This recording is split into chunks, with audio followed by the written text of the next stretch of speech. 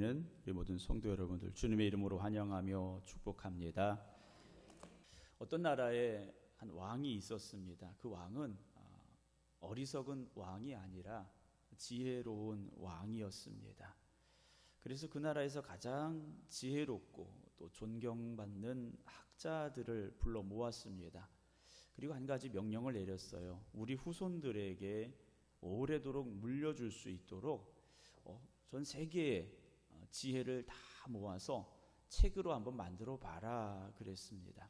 학자들이 열심을 다해서 지혜에 관한 책을 만들어 왔어요. 근데 그 책이 무려 12권이었습니다. 왕이 보니까 이 12권의 책, 지혜가 담겨져 있기는 하지만 우리 후손들이 이걸 다 읽을 수 있을까? 아무리 좋은 책이라도 읽혀지지 않는다면 아무런 의미가 없다 생각이 들었습니다. 그래서 학자들에게 이 책이 너무 두꺼우니까, 그래서 사람들이 읽지 않을까 걱정이 된다.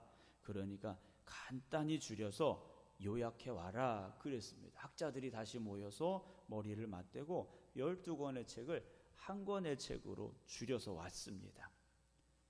근데 왕이 보니까 그것도 너무 많아요. 그것도 너무 두꺼운 것 같습니다. 좀 더 줄여봐라 그랬더니 한 장으로 만들어 왔어요.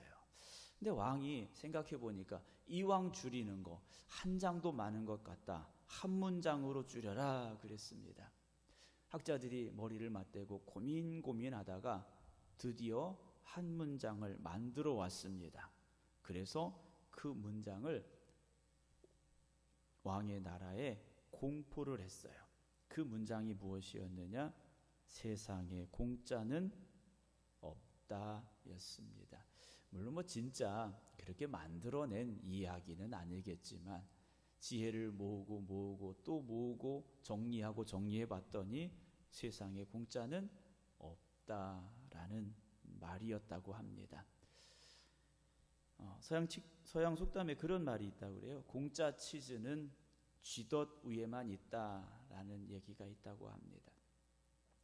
공짜로 주는 치즈조차도 쥐덫의 위에만 놓여 있다라는 얘기겠죠. 유럽의 탐험가들이 처음 아프리카를 방문하게 됐습니다. 가봤더니 아프리카 아이들이 공기놀이를 하고 있는 거예요. 공기놀이를 하고 있는데 가만히 들여다봤더니 공기놀이 하고 있는 그 돌이 예사돌이 아니었던 겁니다. 잘 가공하면 꽤 값어치가 나갈 수 있는 다이아몬드 원석이었다는 거예요. 탐험가들이 그 다이아몬드 원석을 어떻게 하면 좀 많이 자기들이 가져갈 수 있을까 고민하다가 꾀를 냈습니다. 아이들에게 달콤한 사탕을 공짜로 막 나눠주기 시작했어요. 아프리카 아이들은 사탕이란 걸 처음 먹어보는 거죠. 얼마나 달고 맛있었겠습니까? 매일매일 아이들이 와서 이 사탕을 받아서 맛있게 먹는 거예요. 그렇게 몇 날 며칠이 지나갔습니다. 그런데 이 탐험가들이 아이들에게 사탕을 달라고 찾아온 아이들에게 이제 사탕 못 준다 이랬어요. 공짜로 맛있게 먹던 그 사탕을 더 이상은 먹을 수가 없다는 거예요. 아이들이 얼마나 실망을 했겠습니까? 그때 탐험가들이 제안을 했어요. 사탕을 먹고 싶으면 너희들이 가지고 있는 공깃돌을 가져와라 그랬어요. 아이들이 어떻게 할까요? 사탕이 더 귀합니까? 다이아몬드 원석이 더 귀합니까? 네, 다이아몬드 원석이 더 귀하죠. 당연한 거죠. 근데 아이들은 뭐가 더 귀한 겁니까? 사탕이 더 귀한 겁니다. 그래서 아이들은 다이아몬드 덩어리를 가져다 주고 사탕과 바꿔서 먹었다라는 이야기가 있습니다. 사랑하는 성도 여러분, 우리가 공짜는 없다는 걸 알고 있지만 사실 우리도 공짜를 좋아해요. 공짜로 뭔가 받으면 더 좋은 것 같고, 식당에 가서 이거 서비스입니다 하면 이게 더 맛있는 것 같기도 하고, 이런 생각이 들 때가 있어요. 그런데 신앙도 공짜가 없습니다. 신앙도요, 공짜가 없어요. 근데 안타깝게도 많은 성도들이 공짜 신앙을 가지고 산다라는 거죠. 하나님은 거저 주시는 하나님이라고만 생각하고 있다라는 겁니다. 지지난주에 드렸던 말씀을 한번 잠깐 생각해 보면 다윗이 블레셋과 전쟁을 했죠. 사무엘하 5장에서 블레셋과 전쟁을 하는데 다윗은 하나님 앞에 물었어요. 전쟁에 나갈까요? 나가서 승리했습니다. 그런데 또 이어서 똑같은 전쟁을 하는데도 다윗은 하나님 앞에 또 물었어요. 하나님, 어떻게 해야 될까요? 또 물었다라는 것이죠. 그래서 다윗은 그 전쟁에서 승리할 수 있었음을 우리가 말씀을 통해서 이미 들었습니다. 사사기 3장 1절에 보게 되면 여호와께서 가나안의 모든 전쟁을 알지 못한 이스라엘을 무엇하시려 하셨다 그랬습니까? 시험하려 하시려 그랬어요. 가나안의 모든 전쟁을 알지 못한 이스라엘. 자, 이 말씀은 어디에 있는 말씀이라고요? 사사기에 있는 말씀입니다. 사사기는 여호수아 시대 이후의 말씀이에요. 여호수아 시대는 어떤 시대였느냐? 출애굽한 이스라엘 백성들이 요단강을 건너서 가나안 땅에 들어와서 전쟁을 했던 전쟁의 역사입니다. 하나님과 함께 했던 전쟁의 역사가 여호수아서에 기록이 되어져 있습니다. 그렇게 세대가 지나갑니다. 여호수아의 시대가 끝나갑니다. 그러면 그 전쟁에 함께 했던 이들의 세대도 이미 지나갔더라는 거죠. 새롭게 태어난 사람들입니다. 그들의 역사가 사사기서의 말씀이에요. 사사기의 시대는 어떤 시대였습니까? 이스라엘 백성들이 가나안의 모든 전쟁을 알지 못하는 세대라는 거죠. 그 전쟁에 나가지 못했던 사람들, 즉 새롭게 태어난 사람들이에요. 그런데 하나님께서 이들을요 시험하시려 그랬어요. 2절에 보게 되면 이스라엘 자손의 세대 중에 아직 전쟁을 알지 못하는 자들에게 그랬습니다. 우리로 말하면 우리나라의 전쟁이 언제 있었습니까? 6.25 전쟁이 있었어요. 남과 북의 전쟁이 있었습니다. 그 시대 이후에 태어난 사람들은 전쟁을 잘 몰라요. 물론 여기도 얼마 전에 파병 갔다 오신 분도 계시긴 합니다만 우리는 진짜 전쟁이 무엇인지 모릅니다. 이스라엘 백성들도 똑같았어요. 그런데 하나님께서 아직 전쟁을 알지 못하는 자들에게 그것을 가르쳐 무엇하게 하시려고요? 알게 하시려고. 그럼 하나님께서 그들에게 알려주고 싶으신 게 무엇입니까? 전쟁은 이렇게 해야 된다 하는 거겠죠. 그럼 이렇게 해야 된다라는 것이 무엇이겠습니까? 군대를 몇 명을 모아야 되고 칼과 창을 가져야 되고 병거가 있어야 되고 뭐 화살이 있어야 되고 이걸 하나님께서 알려주고 싶으시겠습니까? 하나님께서 전쟁을 아직 알지 못하는 이스라엘 백성들에게 정말 알려주고 싶으신 것, 가르쳐주고 싶으신 것, 그것이 무엇이겠는가 하는 거죠.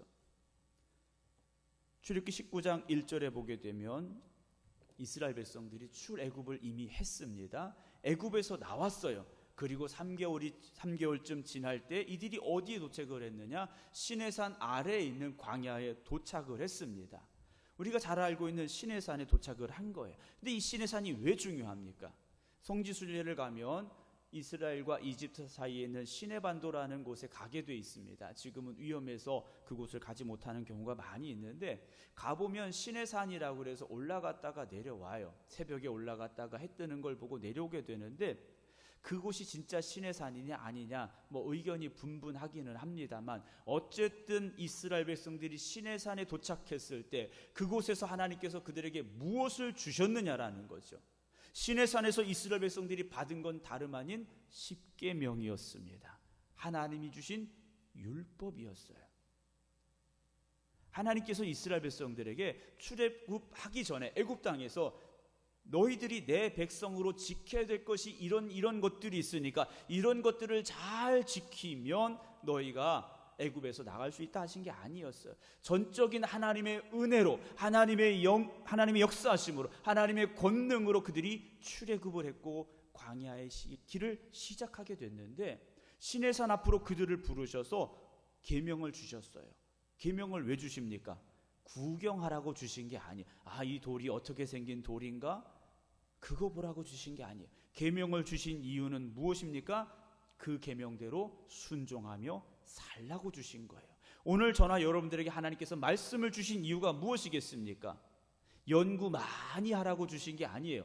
많이 읽어보라고 주신 게 아니에요. 말씀대로 살라고 주신 거예요. 여러분, 하나님의 말씀은 우리가 순종해야 될 책입니다. 우리가 연구만 해야 될 책이 아니라, 공부만 해야 될 책이 아니라 순종해야 할 책이라는 것이죠. 이스라엘 백성들이 그 순종에 대해서 배워나가는 과정이 하나 출애굽기에 나옵니다. 출애굽기 16장 12절을 보겠습니다. 내가 이스라엘 자손에 무엇을 들었습니까? 원망을 들었다 그랬어요. 오늘 말씀과 좀 벗어나긴 합니다만, 하나님은요, 우리의 원망도 들으시는 하나님이세요. 우리의 불평도 들으시는 하나님이세요. 하나님, 우리의 기도만 들으시는 것이 아니라, 우리의 찬송만 들으시는 것이 아니라, 우리가 불평하는 것도 원망하는 것도 듣고 계시다라는 거죠. 자, 하나님께서 그들에게 말씀하십니다. 너희가 하실 때는 고기를 먹고 아침에는 떡으로 배부르리니 내가 여호와 너희의 하나님인 줄 알리라 하라 하셨어요. 하나님께서 이스라엘 백성들에게 메추라기를 주시고 만나를 주셨는데, 그거 먹고 배불러라, 이것이 끝이 아니라 그걸 먹음으로 인해서, 그것이 양식이 됨으로 인하여서 하나님께서 누구의 하나님이십니까? 나의 하나님이시구나, 우리의 하나님이시구나, 이걸 알라고 만나를 주신 거예요. 먹을 게 없으니까 만나를 주셨다, 이 말도 맞습니다. 그러나 정답은 그 만나를 먹음으로 인해서 하나님이시구나, 나의 하나님이시구나, 나를 책임지시는 하나님이시구나, 이걸 알라고 주신 거예요. 16장 14절 또 보겠습니다. 그때 여호와께서 모세에게 이르시되 보라, 내가 너희를 위하여 하늘에서 양식을 비같이 내리리니 백성이 나가서 일용할 것을 날마다 거둘 것이라. 이같이 하여, 그 다음이 중요합니다. 그들이 내 율법을 준행하나 아니하나 뭐 하신다고요? 내가 시험하리라, 즉 지켜보시겠다라는 거예요. 하나님께서 아침마다 만나를 비같이 주시는데 그걸 거두어 가게 하시겠다, 거기까지는 뭐 별 문제 없어요. 그런데 이 과정을 통해서 내 율법을 준행하나 아니하나 하나님께서요 지켜보시겠다라는 거죠. 하나님의 계명, 하나님의 말씀대로 하는지 안 하는지 보시겠다라는 거예요. 16장 16절 보면 여호와께서 이같이 명령하시기를 너희 각 사람은 먹을 만큼만 이것을 거둬라 그래서, 얼마만큼요? 하루 먹을 만큼, 각 사람이 하루 먹을 만큼 거둬라 그러셨어요. 나는 배가 고프니까 오늘 많이 먹을 수 있을 것 같아, 많이 거둬가게 하셨어. 나는 오늘 입맛이 없어, 조금 거둬가도 그냥 거두게 하셨어요. 그런데 그 양이 정해져 있었어요. 한 오멜씩 거두게 하셨어요. 물론 그것보다 더 가져가는 사람이 있었을지도 모르고 적게 가져가는 사람이 있을지도 모르죠. 하지만 어쨌든 거둬갔는데 그의 장막에 있는 자들을 위하여 거둘지니라 하셨어요. 거두는데 이걸 가지고 어떻게 하게 하시느냐. 19절 20절 보면 모세가 그들에게 이르기를 아무든지 아침까지 그것을 남겨두지 말라 그러셨어요. 아침까지 왜 남겨둘까요? 아침까지 남겨둘 이유가 무엇일까요? 하나님께서 만나를 주시는데 어떻게 주십니까? 아침마다 주셨어요. 그런데 왜 만나를 아침까지 남겨둘까요? 혹시죠. 혹시 내일 아침에 만나가 없으면, 내일 아침에 만나가 없으면 이거 먹어야지 생각했던 사람이 있을 수 있겠죠. 있었습니다. 그들이 모세에게 순종하지 아니하고, 모세에게 순종하지 아니한 건 누구에게 순종하지 않은 겁니까? 하나님께 순종하지 않은 거예요. 더러는 아침까지 두었어요. 그러니까 한두 명이 아니라 좀 숫자가 많았던 것 같아요. 아침까지 두었는데 어떻게 됐습니까? 벌레가 생기고 냄새가 났어요. 먹을 수 있습니까? 없습니까? 못 먹게 됐어요. 그래서 모세가 그들에게 노하였다. 왜 그렇습니까? 왜 음식을 썩게 내버려 뒀느냐, 이게 아니에요. 왜 하나님 말씀에 순종하지 않았느냐 하는 거죠. 16장 25절 26절 봅니다. 모세가 이르되 오늘은 그것을 먹으라. 안식일이에요. 안식일은 어떻게 합니까? 안식일은 안 주셨어요. 그래서 안식일 전날에 2배를 거두게 하셨어요. 그런데 이상하게도요, 안식일 전날 거둔 것은 안식일 날이 되어도 상하지 않았어요. 상하지 않았어요. 그럼 그건 특별한 만나였을까요? 똑같은 만나였을 겁니다. 그런데 왜 보통날 거두었던 만나는 상했는데 안식일을 위한 만나는 상하지 않았을까요? 하나님의 말씀을 배우고 말씀에 순종하는 결과가 무엇인지를 하나님께서 알게 하시는 과정이었다라는 거죠. 그렇게 몇 년을 먹었습니까?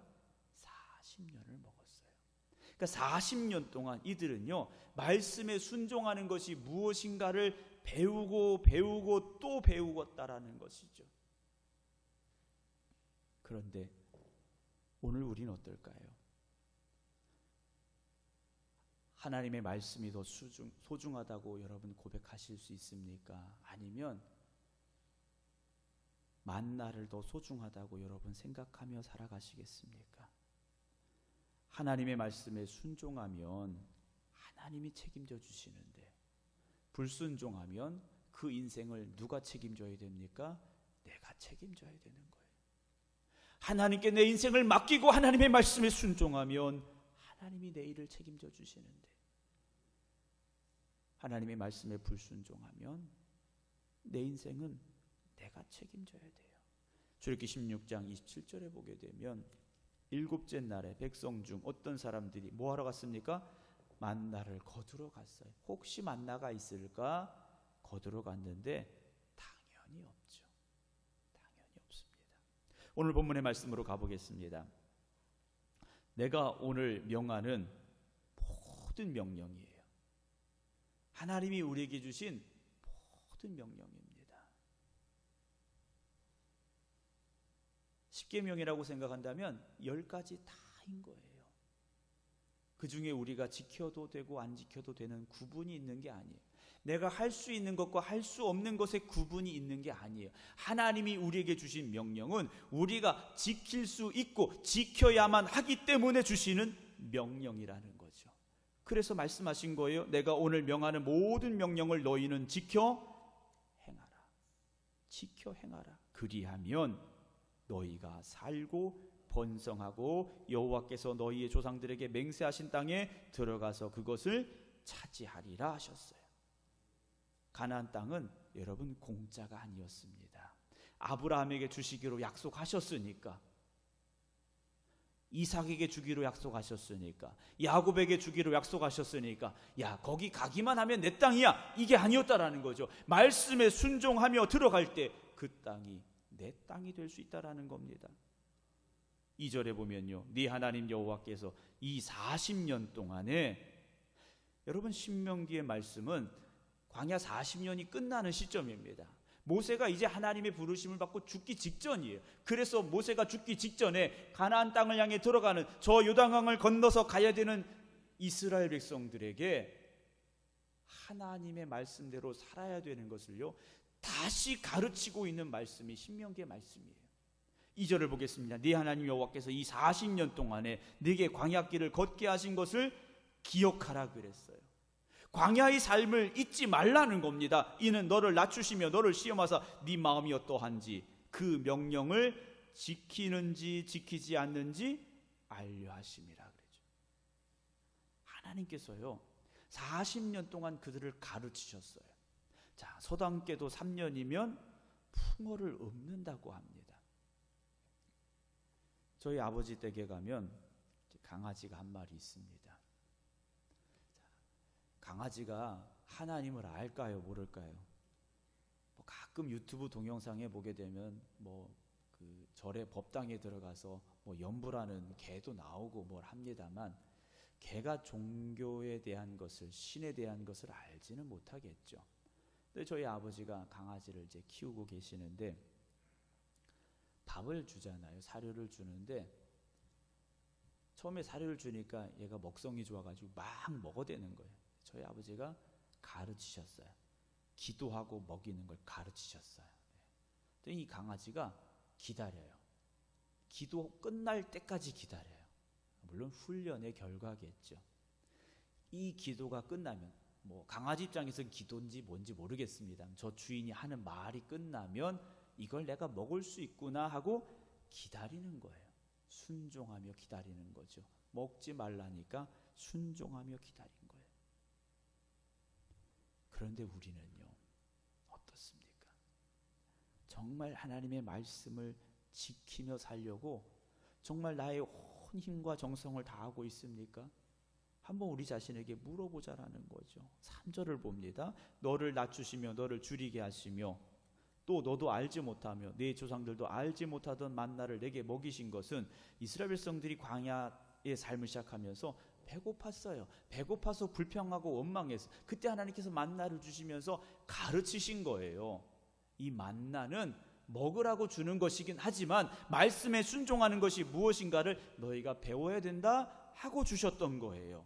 그래서 3절 말씀에 만나를 내게 먹이신 것은 사람이 떡으로만 사는 것이 아니요 여호와의 입에서 나오는 모든 말씀으로 사는 줄을 네가 알게 하려 하심이라. 이 말씀을 누가 하셨습니까? 하나님께서 모세를 통해서 외치게 하셨고 주님께서 40일을 금식하신 후에 주님께 대적하러 왔던 그 마귀를 향해서 사탄을 향해서 주님께서 똑같이 하셨던 말씀이에요. 그렇기 때문에 출애굽했던 이스라엘 백성들에게만 이 말씀이 필요한 것이 아니고 오늘 우리에게도 똑같이 이 말씀이 필요하고 적용되어져야 된다는 거죠. 여호수아 1장 7절을 봅니다. 오직 강하고 극히 담대하여. 여호수아 1장 7절은 이제 모세가 죽고 여호수아가 지도자가 됐어요. 그리고 저 요단강을 건너서 가나안 땅으로 들어가야 됩니다. 그들에게 필요한 것이 무엇입니까? 강하고 담대한 믿음과 마음이었습니다. 그들의 용맹함이었어요. 그런데 그 뒤에 나의 종 모세가 네게 명령한 율법을 다 지켜 행하고 우로나 좌로나 치우치지 말라. 그리하면 어디로 가든지 형통하리라. 말씀에 순종하라. 그러면 된다 그러셨어요. 1장 8절 이 율법책을 네 입에서 떠나지 말게 하고, 하나님께서 모세를 통해 주신 그 율법책을 네 입에서 떠나지 말게 하라며 주야로 그것을 묵상하라고, 그리고 그 안에 기록된 대로 다 지켜 행하라. 순종해라. 말씀에 순종하라. 그러면 네 길이 평탄하게 될 것이며 네가 형통하리라. 하나님께서요 여호수아에게 다시 한번 말씀하셨어요. 광야 40년 세월 동안 뭘 배웠다고요? 순종을 배웠어요. 그리고 그 순종을 가지고 가나안 땅에 들어가면 전쟁에서 승리할 것이다. 이 땅이 너희 것이 될 것이다. 하나님 말씀하셨어요. 그리고 가나안 땅에 들어갑니다. 첫 번째 전쟁이 어디 전쟁입니까? 여리고성 전쟁이었어요. 여리고성 전쟁 너무 잘 아시잖아요. 하나님께서 뭐라고 말씀하십니까? 돌멩이 들어라 그렇게 하지 않으셨어요. 가서 성벽을 두드려라 하지 않으셨어요. 성을 돌아라 그러셨어요. 하루에 한 바퀴씩 6일을 돌아라. 마지막 날 7바퀴 돌아라. 그냥 돌아라 하셨어요. 그런데 그들이 어떻게 합니까? 순종하고 또 순종했어요. 그랬더니 여리고성이 무너져 내렸습니다. 승리했어요. 순종의 결과가 승리였다라는 거죠. 그런데 그 뒤에 전쟁 여호수아 7장에 가봅니다. 여호수아에게로 돌아와 정탐꾼들이 돌아왔어요. 어느 성을 정탐했느냐? 아이성을 정탐하고 왔습니다. 여리고성에 비하면 조그만 성이었어요. 정탐꾼들이 와서 말합니다. 백성을 다 올라가게 하지 말고 2-3천 명만 올라가서 아이를 치게 하소서. 그들은 소수이니 모든 백성을 그리로 보내어 수고롭게 하지 마소서. 이들의 입에서 무슨 말이 나왔습니까? 수고롭게 하지 마소서. 이 직전 전쟁이 여리고 전쟁이었어요. 순종하여 승리했어요. 그런데 승리의 기쁨에 도취한 이들이 그 전쟁을 순종의 결과로 본 것이 아니었다라는 거죠. 우리 힘들었어 이거예요. 성 도느라고 너무 힘들었어요. 하루에 한 바퀴 도는 거 그래도 하루에 한 바퀴는 돌 수 있었어. 마지막 날 7바퀴 너무 힘들었어. 이 말이에요. 그러니까 다 올라가서 힘들게 전쟁할 필요 없이 2-3천 명만 가자. 이 전쟁 어떻게 됩니까? 이겼습니까? 졌습니까? 졌어요. 패배하고 말았다라는 거죠. 순종과 불순종의 결과를 우리는 성경을 읽어가다 보면 너무 잘 알 수 있습니다. 너무 잘 알 수 있어요. 그럼 우리는 무엇을 해야 될까요? 순종해야 되겠죠. 말씀에 순종해야 할 것입니다. 신앙에 공짜가 있습니까? 없습니까? 없어요. 헌금 많이 하시라는 얘기가 아니에요. 무엇 해야 된다고요? 말씀에 순종해야 됩니다.